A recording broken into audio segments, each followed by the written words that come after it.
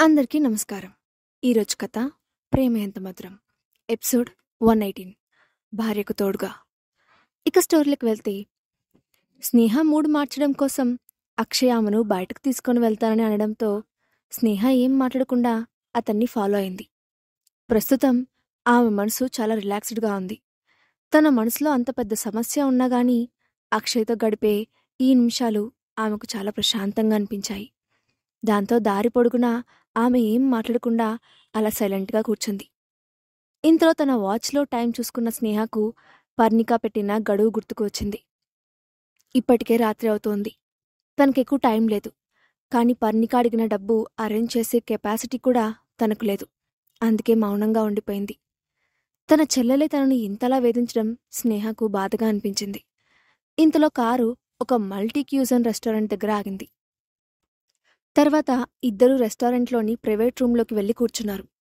ఇంతలో వెయిటర్ రావడంతో స్నేహకు ఇష్టమైన ఐటమ్స్ అన్నీ ఆర్డర్ చేశాడు అక్షయ్. 10 నిమిషాల్లోనే వాళ్ల ముందు వేడివేడిగా వంటలన్నీ సర్వ్ చేశాడు వెయిటర్. గుమగుమలాడుతున్న ఆ వంటకాలను చూసిన వెంటనే స్నేహకు హఠాత్తుగా ఆకలి పెరిగినట్లయింది.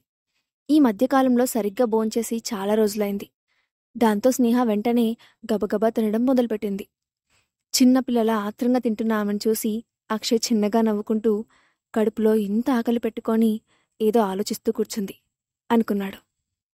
ఆమె డిన్నర్ పూర్తి చేసే వరకు సైలెంట్గా ఉన్న అక్షయ్ ఆమె ఫింగర్ బౌల్లో చేయి కడగ్గానే నవ్వుతూ కడుపు నిండా తిన్నావా అని అడిగాడు. అప్పుడు స్నేహ చిన్నగా నవ్వి అని తలూపింది. అప్పుడు అక్షయ్ ప్రశాంతంగా స్నేహ వైపు చూస్తూ ఇప్పుడు చెప్పు, అసలేం జరిగింది అని అడిగాడు అక్షయ్. అప్పుడు స్నేహ ఒక క్షణం మౌనంగా ఉండిపోయింది. అంత ప్రేమ చూపిస్తున్న అక్షయ్ను ఎదురుగా చూస్తూ తన మనసులో బాధ చెప్పకుండా ఉండలేకపోయింది. దాంతో ఆమె నిదానంగా నోరు తెరిచి, అక్షయ్, ఇంతవరకు నీకు నా ఫ్యామిలీ గురించి ఎంతవరకు తెలుసో నాకు తెలియదు. నాకొక స్టెప్ సిస్టర్ ఉంది. తన పేరు పర్ణిక. ఆమె నేను కలిసి పెరిగినప్పటికీ తనకు నా మీద ఎలాంటి ఎఫెక్షన్ లేదని తెలుసుకోవడానికి ఎక్కువ టైం ఏం పట్టలేదు. ఆమె నాకు నచ్చిన ప్రతిదాన్ని కావాలని కోరుకునేది. చివరికి నాకు కాబోయే భర్తను కూడా తన వైపు లాగేసుకుంది.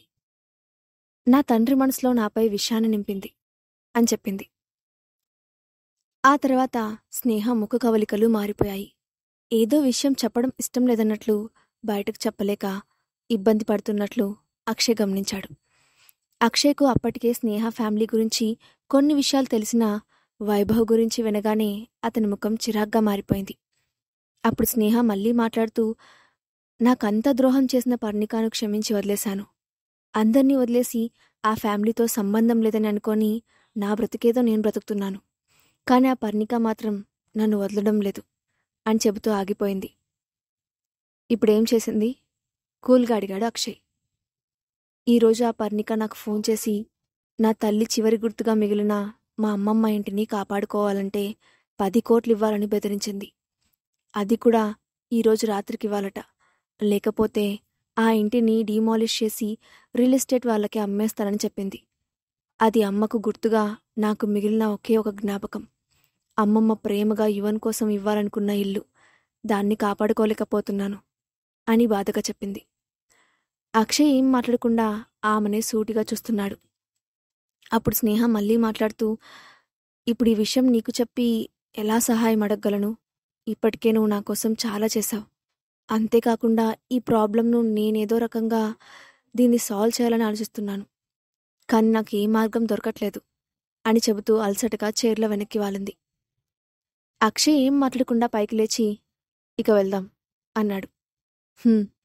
అంటూ స్నేహ కూడా లేచి నీరసంగా అతని వెనకే వెళ్ళి కారెక్కింది. అక్షయ్ చాలా సీరియస్గా డ్రైవింగ్ చేస్తూ ఉన్నాడు. స్నేహ మధ్యలో అతనితో మాట్లాడకుండా సైలెంట్గా కూర్చుంది. కాసేపటికి వాళ్ళ కార్ ఒక ఇంటి ముందు ఆగింది. అప్పుడు అక్షయ్, కార్ దిగు, మనం వెళ్లాల్సిన ప్లేస్ వచ్చింది అన్నాడు. దాంతో కిందకి దిగబోతూ తలెత్తి చూసింది స్నేహ. ఎదురుగా తన అమ్మమ్మ ఇల్లు కనిపించడంతో ఆశ్చర్యపోతూ, ఇక్కడికెందుకు తీసుకొచ్చావు అని అడిగింది. అది మీ అమ్మమ్మ ఇల్లు, వెళ్ళి నీకు కావలసిన డాక్యుమెంట్స్ తెచ్చుకో అని అన్నాడు అక్షయ్. ఒకసారి ఆ ఇంటిని కారులో నుంచి చూసింది. చిన్నప్పటి నుంచి తనకు బాగా తెలిసిన ఇల్లు అయినప్పటికీ ఇప్పుడు లోపలికి వెళ్లాలంటే ఎందుకో భయంగా అనిపించింది. తన భయాన్ని కనిపెట్టిన అక్షయ్, ఏం జరిగినా పర్వాలేదు, నేనున్నాను అని అన్నాడు. అంతవరకు భయపడుతున్న స్నేహకు అక్షయ్ తన పక్కనే ఉన్నాననే మాటతో ధైర్యం వచ్చినట్లయింది. దాంతో సరే అంటూ తలూపి కార్ దిగింది. అక్షయ్ కూడా ఆమె వెనకే వెళ్ళాడు. ఇంటి కాంపౌండ్ లోపలికి వెళ్ళిన ఆమె కాలింగ్ బెల్ కొట్టాలనుకుంది. కాని సంకోచంతో అక్కడే ఆగి అక్షయ్ వైపు చూసింది. బెల్ కొట్టు, కూల్గా అన్నాడు అక్షయ్. అక్షయ్, ఇప్పుడు అనవసరంగా ఏదైనా గొడవ అవుతుందేమో అనుమానంగా అంది స్నేహ. గొడవ పెట్టుకోవాలని ఎదుటివాళ్ళనుకుంటే ఎప్పటికైనా గొడవ అవుతుంది. నీ సహనం వాళ్ళకి పిరికితనంలా కనిపించకూడదు. ముందు బెల్ కొట్టు, ఏది జరిగినా ఫేస్ చేయి అని అన్నాడు అక్షయ్. అతని మాటల్లో నిజముందని అనుకున్న స్నేహ ఒకసారి గట్టిగా ఊపిరి పీల్చుకొని ఏం జరిగినా ఫేస్ చేయడానికి రెడీ అవుతూ డోర్ బెల్ కొట్టింది. ఆమె ఊహించినట్లే స్వయంగా పర్ణికే డోర్ తీసింది. చూస్తూ ఉంటే ఆమె కూడా స్నేహ కోసమే ఎదురుచూస్తున్నట్లు అనిపించింది. స్నేహాను చూడగానే పర్ణిక నవ్వుతూ, హాయ్ అక్కా, వచ్చేశావా? నాకు తెలుసు నువ్వు వస్తావని. 10 కోట్లు నీకు చాలా చిన్న విషయం. ఇంత తక్కువ టైంలో తీసుకురావడం నీ వల్ల తప్ప ఇంకెవరి వల్ల అవుతుంది చెప్పు అని అంటూ ఉండగానే స్నేహ వెనుక నుండి అక్షయ్ ముందుకు వస్తూ కనిపించాడు. అతన్ని చూడగానే పర్ణిక కొంచెం కంగారు పడినా వెంటనే సర్దుకొని, మీరు మా అక్క భర్తనని చెప్పుకునే అక్షయ్ కదా? మీకు ఇంకా మా అక్క గతం గురించి పూర్తిగా తెలిసినట్లేదు. అందుకే మీరు దీంతో ఉంటున్నారు. దీని గురించి తెలిస్తే ఇలాంటి దానితో ఎవరూ ఉండాలనుకోరు అని ఎగతాళిగా అంది పర్ణిక. ఆ మాటలు విన్న అక్షయ్ కోపంగా పర్ణిక వైపు చూశాడు. అతని చూపులకు పర్ణిక కొంచెం భయపడింది. అప్పుడు స్నేహ ఇంటిలోపలికి వెళ్ళబోయింది. కాని వెంటనే పర్ణిక చేతులు అడ్డుపెట్టి ఆపి, ముందు డబ్బు ఇచ్చి లోపలికి రా అని అంది. అప్పుడు స్నేహ ఆమె వైపు సూటిగా చూస్తూ, ఒకప్పుడు ఇదే పర్ణిక తన ఫియాన్సీని తనకు దూరం చేసింది. ఇప్పుడు తన ఇంటిని కూడా ఆక్రమించుకుంది. ఇలాగే వదిలేస్తే ఇంకేదైనా చేయడానికి కూడా వెనకాడదు అనుకొని వెంటనే ఒక చేత్తో అక్షయ్ చేపట్టుకొని మరో చేత్తో పర్ణికాను వెనక్కి నెట్టి లోపలికి వెళ్ళింది.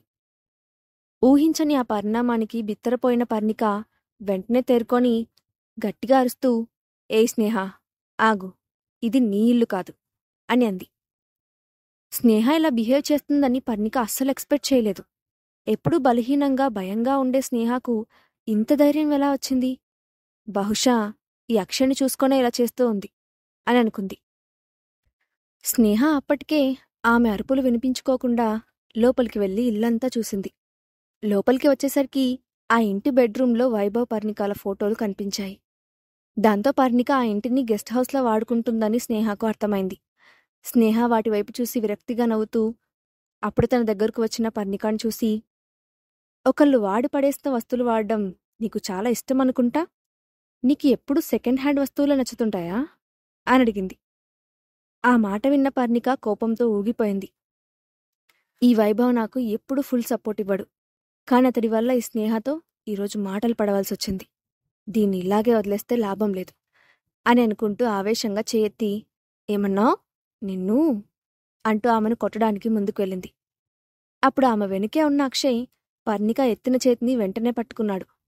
దాంతో పర్ణిక, నా చేయి వదలండి అని గట్టిగా అరిచింది. కాని అక్షయ్ మరింత గట్టిగా ఆమె చేతిని పట్టుకొని వెనక్కి లాగాడు. అప్పుడు పర్ణిక స్నేహ వైపు కోపంగా చూస్తూ, నా మీద అటాక్ చేయడానికే ఇతన్ని వెంట తెచ్చుకున్నావా? నువ్వు ఎప్పుడూ ఫుల్ ప్లానింగ్తో ఉంటావు అంటూ హేళనగా చూసింది. దాంతో ఒక్కసారిగా పర్ణిక చెంప చెల్లుమనిపించింది స్నేహ. ఆమె చేతి దెబ్బతిన్న పర్ణిక నమ్మలేనట్లుగా చూసి, నువ్వు నన్ను కొట్టావా అని అడిగింది.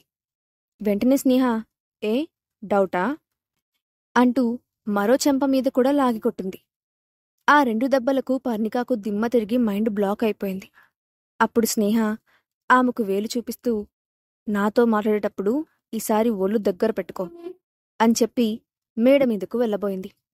పర్ణిక వెంటనే తేరుకొని, ఎక్కడికి వెళ్తున్నావ్ అంటూ స్నేహకు అడ్డుగా వెళ్ళి ఆమెను ఆపబోయింది. వెంటనే అక్షయ్ వచ్చి పర్ణికాను పక్కకి లాగి, నువ్వెళ్ళు అని అన్నాడు. వెంటనే పర్ణిక అక్షయ్ చేతి నుండి తన చేతిని విడిపించుకోవడానికి ట్రై చేస్తూ ఉండటంతో అక్షయ్ ఆమె వైపు సీరియస్గా చూస్తూ, చూడు పర్ణిక, నేనెప్పుడూ ఆడవాళ్లపై చేయెత్తలేదు. నువ్వు ఆడదానివే అనుకుంటున్నాను. అందుకే ఆలోచిస్తున్నాను. కాదని నువ్వు స్నేహను అటాక్ చేయాలనుకుంటే ఇక నేను కూడా ఆడవాళ్ళపై చేయెత్తకూడదని నా ప్రిన్సిపల్ను మార్చుకోవాల్సుంటుంది అని కూల్గా అన్నాడు. అప్పుడు ఆమె స్నేహ వైపు చూసి, ఈ ఇల్లు నాది, నువ్వు పైకి వెళ్ళడానికి వీల్లేదు అని అంది.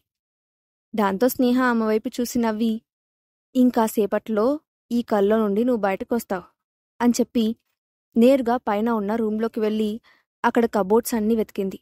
కాని అక్కడ ఎలాంటి డాక్యుమెంట్స్ కనిపించలేదు. కాసేపు గదంతా వెతికిన స్నేహ నిరాశతో వెనక్కి వచ్చింది.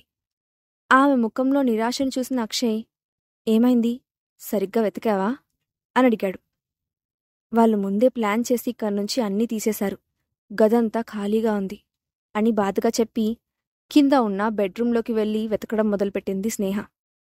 ఇంతలో ఆ రూంలోని కబోర్డ్లో ఏదో బ్యాగ్ ఉండడంతో దాన్ని చేతిలోకి తీసుకుంది. అప్పటికే కింద సోఫాలో కూర్చొని ఏడుస్తూ ఉంది పర్ణిక. స్నేహ బ్యాగ్ తీసుకొచ్చి పర్ణిక ఎదురుగానే ఆ బ్యాగ్ ఓపెన్ చేసి చూసింది. కాని అందులో స్నేహకు కావలసిన డాక్యుమెంట్స్ లేకపోవడంతో ఆమె అక్షయ్ వైపు చూసి లేవంటూ అడ్డంగా తల ఊపింది. అది చూసిన పర్ణిక నవ్వుతూ, నాకు తెలుసు నువ్వు ఇలాంటి పనేదో చేస్తావని, అందుకే నా జాగ్రత్తలో నేనున్నాను అని అంది. అప్పుడు అక్షయ్ మాట్లాడుతూ, చూడు పర్ణిక, నువ్వు మర్యాదగా ఇంటి డాక్యుమెంట్స్ ఇవ్వకపోతే తర్వాత నువ్వు బాధపడాల్సి వస్తుంది అని వార్నింగ్ ఇచ్చాడు.